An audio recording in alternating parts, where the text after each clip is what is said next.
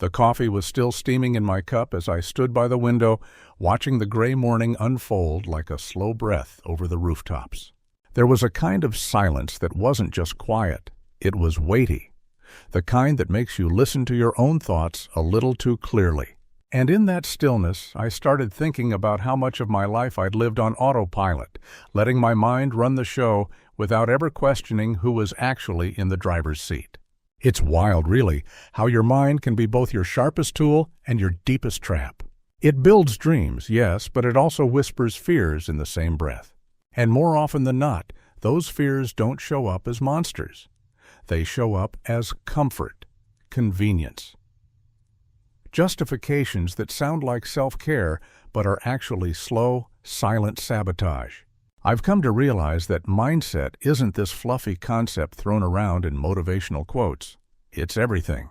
It's the ground you stand on when life knocks. It's the decision you make when no one's watching. And it's the little voice in your head that either helps you rise or holds you back.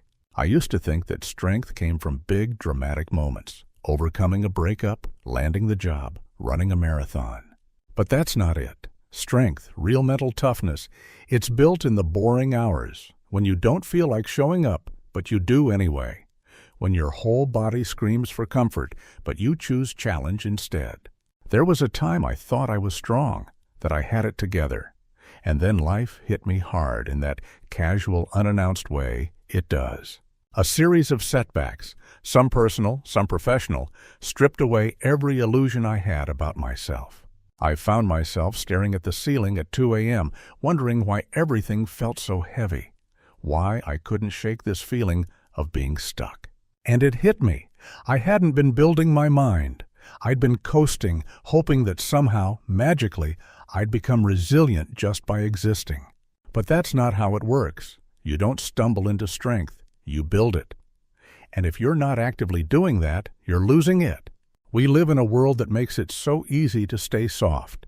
Hungry? Tap your phone. Lonely? Swipe right. Bored? Scroll. Everything's designed to keep us numb, comfortable, distracted. But our minds, they're old school. They don't thrive in ease. They thrive in effort, in discomfort, in discipline. And somewhere along the way, we forgot that. Or maybe we were never taught. Maybe no one told us that grit isn't natural. It's cultivated. That self-trust isn't inherited. It's earned through 1,000 small promises kept to yourself. I've broken a lot of those promises.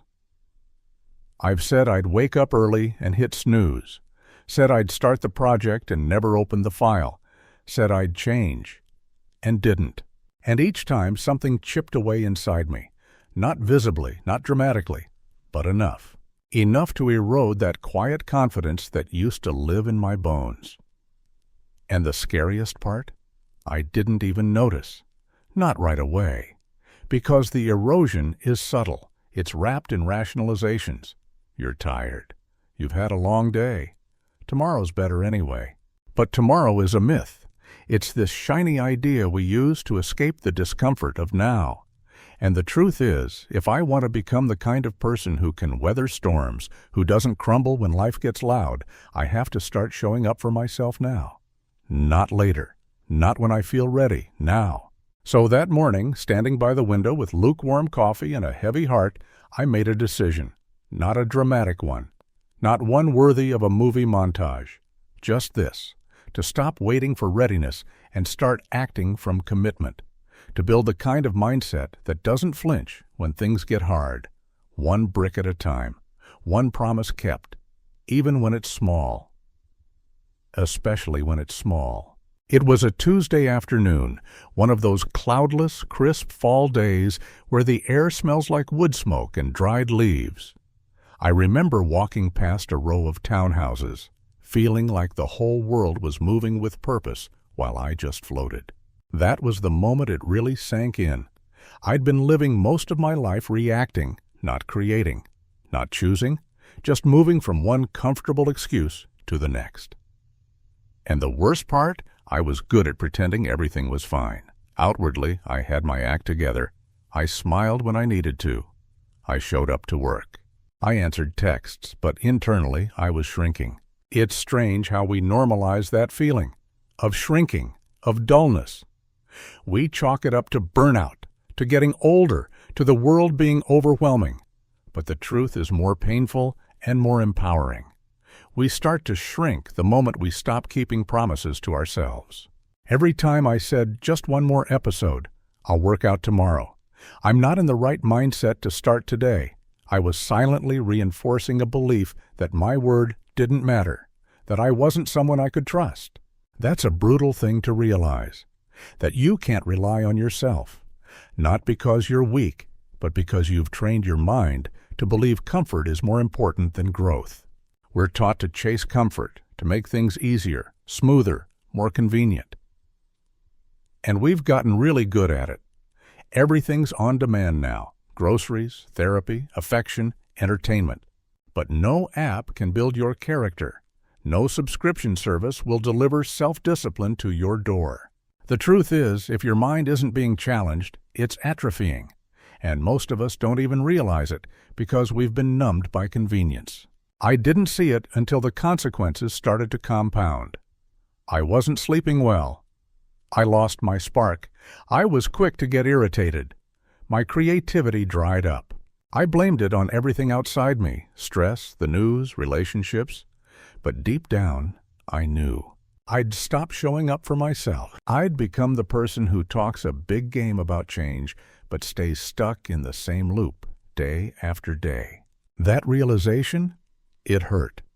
But it also woke something up in me, a kind of quiet defiance. I didn't want to live like that anymore. Not just going through the motions, not just doing the bare minimum. I wanted to feel that fire again, the one that made me feel like I had something real to offer, something solid inside me that couldn't be shaken by a bad week or a hard season. So I started small. I didn't overhaul my life overnight. I didn't delete social media or sign up for a Spartan race. I just picked one thing: to do what I said I would do, even if it was tiny. If I said I'd wake up at 7, I got up at 7. If I said I'd take a walk, I laced up my shoes and got outside, even if it was just around the block. And slowly, something started to shift. Not in a big, dramatic way, but subtly. A little more energy, a little more self-respect, a little more clarity. And that's when it hit me. Mental toughness isn't about gritting your teeth through chaos. It's about integrity. It's about proving to yourself day after day that you can be counted on, that when you say something, it means something, that your own word has weight.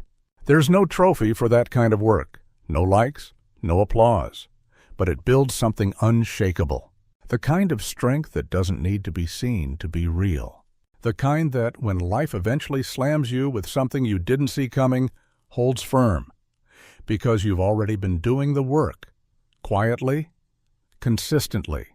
That's the path, not flashy, not glamorous, just real. And for the first time in a long time, I started to feel like I was finally walking it. There's a particular kind of silence that creeps in when your phone battery dies and you're left alone with your own thoughts. No distractions, no noise, just you. I was sitting on a bench outside a train station, waiting for a delayed Amtrak, watching people hustle past with their lives in motion. And I felt stuck, like everyone had somewhere to be, something to chase, and I was just waiting, not just for the train, but in my life. I realized I'd been standing still for years while convincing myself I was moving, planning, prepping, perfecting, but not doing, not risking, not growing. It's funny how perfectionism sneaks up on you. It wears the mask of responsibility. It says, let's wait until we're fully ready. And you believe it because it sounds smart, safe. But what I've learned is that perfectionism isn't about excellence. It's about fear, fear of judgment, fear of failure, fear of not being enough. And fear dressed up as preparation is still fear. I'd spent months, and if I'm honest, years, preparing for a version of life I never had the courage to actually step into. The hard truth is there's never a perfect time. Never a moment where all the stars align and your doubts disappear. Waiting for that moment is just another form of self-sabotage.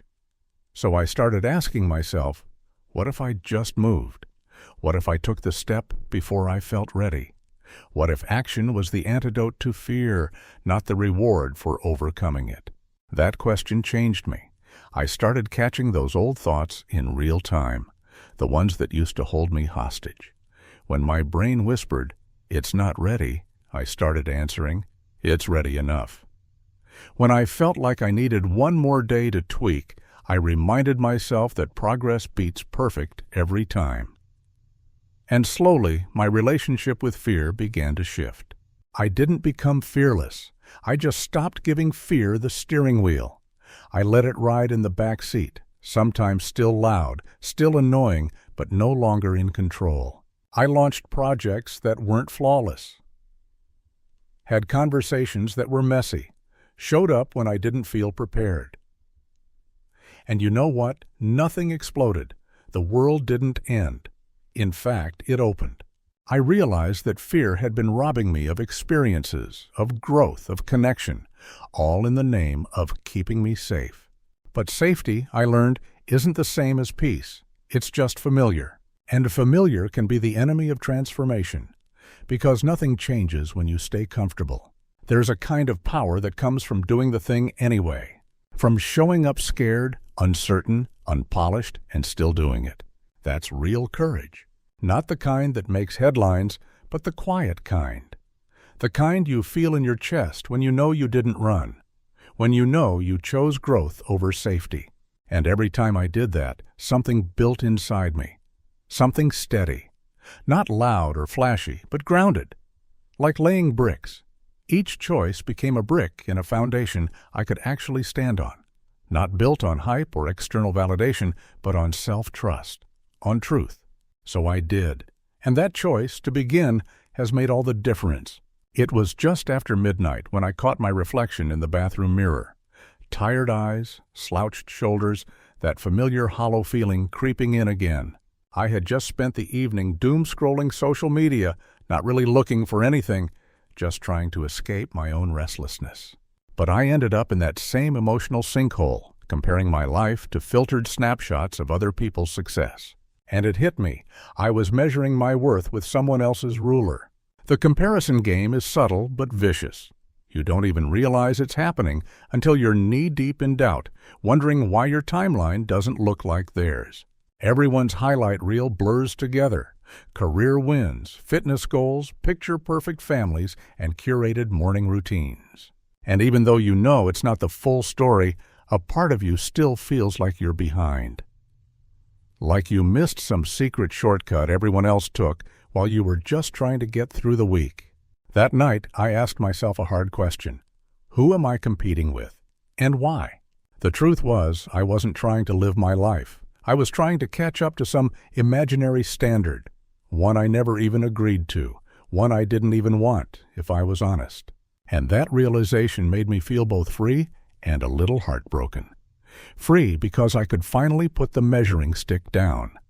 Heartbroken because I'd wasted so much time believing I wasn't enough. Comparison doesn't just steal joy, it distorts reality. It convinces you that your pace is wrong, your story is boring, your progress is too slow. It blinds you to the things you've overcome, the quiet battles you've fought that no algorithm will ever celebrate. And the scariest part is how easily it becomes normal. You start needing those little external hits of validation, likes, compliments, but an acknowledgement to feel okay. And when they don't come, or don't come fast enough, your self-worth takes the hit. So I made a decision to stop outsourcing my value, to stop letting strangers on the internet, or even friends I admire, define what success should look like for me. Because I know my story. I know what it took to get here. I know the nights I cried silently because I didn't want anyone to see me breaking. I know the mornings I got out of bed when everything in me screamed to stay down. That matters. That counts. And I started focusing on what I could control. Not the pace of others, not the noise outside me, but the consistency of my own actions. I chose to keep showing up, quietly, deliberately, without fanfare. I stopped chasing milestones and started honoring movement, even if it was small, even if no one else noticed, because I noticed, and that started to build a different kind of confidence, not the loud, performative kind, but the grounded, unshakable kind, the kind that doesn't need applause to exist. When I stopped looking sideways, I started moving forward. I could finally hear my own voice again, underneath the noise, the pressure, the performance. And that voice didn't say, "Be the best." It said, "Be real, be steady, be true to what matters." Now, every time that old habit creeps back in, and it still does, I remind myself, their path isn't mine. Their wins aren't my failures. Their light doesn't dim mine. And in that space, I come back to myself, grounded, present, enough. That's not something I learned in a book or a podcast or from a morning routine. That's something I earned by facing the hard truth that the race I thought I was in never really existed. And once I stopped running it, I finally found the strength to walk my own road. There was this one morning, a quiet, overcast Thursday, where I sat on the edge of my bed for what felt like an hour, just staring at the floor. Not sad, not panicked, just stuck. That kind of emotional inertia where your body feels heavy and your thoughts run in circles. I knew I had things to do, goals, promises I'd made to myself. But I couldn't move. And it scared me how normal that paralysis had started to feel. That's when I understood something I had been avoiding for a long time. I wasn't lazy. I wasn't broken. I was just tired of breaking promises to myself. Because every time I said, "I'll do it tomorrow," and didn't, I chipped away at the trust I had in my own word. And eventually, I stopped believing myself entirely. We don't talk about that enough, what it means to lose trust in ourselves. It doesn't happen all at once. It's death by 1,000 small cuts. A skipped workout here, an ignored deadline there, a project we swore we'd start but never did. And each time we reinforce this quiet message. You don't follow through. Until one day we're not just procrastinating. We're doubting whether we're even capable anymore. That morning, still sitting on the edge of the bed, I had a conversation with myself I didn't expect. I asked, what would it look like if I trusted myself again? Not in some grand cinematic way, just in the smallest way possible. Maybe it was drinking a glass of water like I said I would. Maybe it was making the bed. Maybe it was taking a walk, even if it was just to the corner and back. And that's what I did. I picked one small thing and followed through. It didn't change my life instantly, but it sparked something. A tiny shift, a whisper of, maybe I can trust you again. And from there, the work began. Quiet, consistent, unglamorous work, showing up even when it felt pointless, especially then. I stopped looking for motivation. Motivation is unreliable. It comes and goes like weather. What I leaned into instead was discipline. And even more than that, integrity. The kind that says, I do what I say even when no one is watching, especially when no one is watching. Because that's how confidence is built, not through praise or perfection, but through private victories, the ones no one else sees. The ones that seem too small to matter, but they do. They're bricks in the foundation. And with each one, I felt a little steadier, a little clearer, a little more like someone I could count on. And here's the wild part. As I began trusting myself again, the world started responding differently. Not because anything magical happened, but because I started carrying myself differently. There was a quiet sturdiness in how I moved. A kind of self-respect that didn't need to be spoken. People noticed. Opportunities showed up. But none of that mattered as much as how I felt inside. I was no longer living in negotiation with myself. No more, should I? Or maybe later, just simple, steady commitment. Not perfect, not rigid, just real, honest, aligned. So if you're sitting at the edge of your own bed right now, staring into the fog, wondering why it's so hard to start, know this: you're not weak. You're not lazy. You're just rebuilding trust, one small, honest action at a time. And that work? It's sacred. Because once you start believing in your own word again, there's not much in this world that can shake you. The air was thick with summer heat, one of those evenings where everything feels slow and heavy, even your thoughts. I was walking back from a grocery run, nothing exciting, just some fruit, eggs, a bag of coffee. But as I crossed a quiet street and heard the distant sound of a train horn, something in me shifted. Not in a dramatic movie scene kind of way, more like the soft click of a puzzle piece falling into place. And I realized I wasn't carrying the same weight anymore. For so long, I believed that transformation had to be loud, that it needed to look like a big announcement or a radical life change. But real change? It's quiet. It happens in the in-between moments, in the ordinary choices that no one claps for. And that's exactly how I built the foundation of my new mindset, through 1,000 small moments I used to overlook. Choosing a walk over a scroll, finishing what I started, even when no one was watching, showing up when it would have been easier not to. That's what mental toughness really is. It's not about being unbreakable. It's about being honest. It's about seeing your own patterns, your doubt, your excuses, your comparison habits, and deciding not to let them run the show anymore. Not by fighting them, but by outgrowing them, quietly, repeatedly. I used to think the goal was to silence the fear. Now I know the goal is to stop obeying it. The fear, the doubt, the old narratives, they still show up. They still whisper, but now I see them for what they are. Echoes. Leftovers from a version of me that didn't know how strong I could be. And strength, I've learned, is less about force and more about faith. Faith in your own ability to choose, again and again, the person you're becoming, even when it's hard, especially when it's hard. Because every time you choose to act in alignment with that future version of you, every time you take the step you once avoided, you reinforce that identity. You become it, piece by piece. Some days that step is tiny, just getting out of bed, making a meal, taking a breath before reacting. But don't underestimate those moments. They're the reps, the mental push-ups that no one sees but that make you unshakable over time. And if you do them long enough, you start to look back and barely recognize who you used to be, not because they were bad, but because you've grown past them, quietly, authentically.